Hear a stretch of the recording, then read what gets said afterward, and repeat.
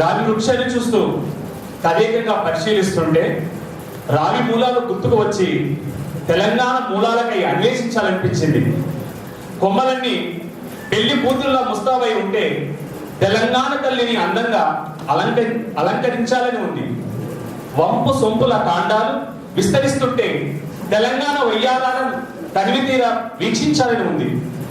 పిల్ల వాయువులతో వింజామరల చల్లగా వీస్తుంటే తెలంగాణ అమ్మ ఒడిలో హాయిగా నిద్రించాలని ఉంది. రకరకాల వర్ణ పక్షులకు ఆలవాలమై ఆశ్రయం ఇస్తుంటే తెలంగాణ బాటసారులకు సేదను తీర్చాలనిపించింది. రావి వృక్ష ఛాయలో ధేనువులు నిమరు వేస్తుంటే తెలంగాణ పంచామృతాన్ని 10 జిల్లాలకు పంచాలని ఉంది. ఎక్కడి నుండో కోయిలలు వచ్చి ఇంపైన తీపి రాగాలు పూస్తుంటే తెలంగాణ కళాకారుల పాటలతో ఇంకా మైపింపజేయాలనిపించింది. తేనె తీగలు మధు ద్రవాన్ని అద్భుతంగా సృష్టిస్తుంటే తెలంగాణ జలాలను మేఘునిలా పుట్టించాలని ఉంది. వానరములు కొమ్మ నుండి కొమ్మకు దూకుతుంటే తెలంగాణ ఉద్యమ వీరుల్లా ఉత్సాహంతో ఉడకలు వేయాలని ఉంది. కపోతములు గుంపులు గుంపులుగా వచ్చి చేరుతుంటే తెలంగాణ ప్రజలు శాంతి సందేశాలను పంపిస్తే బాగుండేదనిపించింది. మయూరంలో నీడ చాటున పురివిప్పి సుందరంగా నాట్యం చేస్తుంటే తెలంగాణ ఆట పాటలతో ఇంకా నృత్యం చేయాలనిపించింది.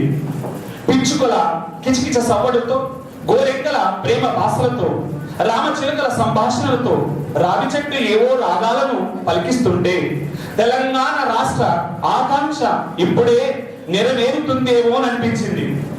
రావి వృక్షం కాలంలో పండు టాకులను రాచుతుంటే,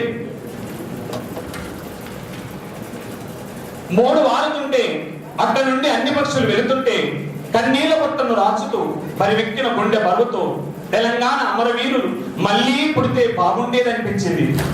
రావి వృక్షం మళ్ళీ శాఖ శాఖకు లేలేత ఆకులను చిగురిస్తుంటే తెలంగాణ రాష్ట్ర సాధన ఆశలు ఆకాంక్షలు కొంగొత్త పూతోటగా వేస్తాయనిపించింది. రావి వృక్షాన్ని తెలంగాణ కోట్ల కొలది ముద్దు బిడ్డలు ఇప్పుడు ఏం చేయాలని నేను అడగగా ఆ రావి వృక్షం ఇట్లు ఉపదేశించింది.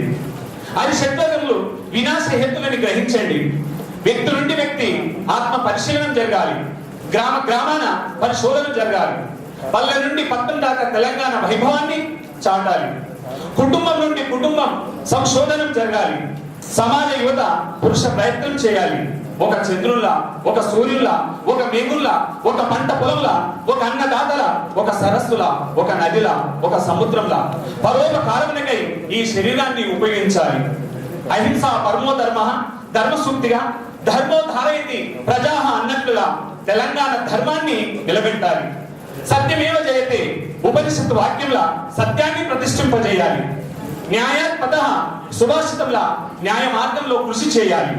తెలంగాణ కోట్ల కొలది ప్రజలు ధైర్యంగా న్యాయాన్ని అనుసరిస్తూ తెలంగాణ రాష్ట్ర సాధన మూలాలను అన్వేషించాలి. జై తెలంగాణ నినాదాన్ని సార్థకం చేయాలి. ప్రతీకవంతం ప్రతిష్టవంతం చేయాలి. ధన్యవాదాలు.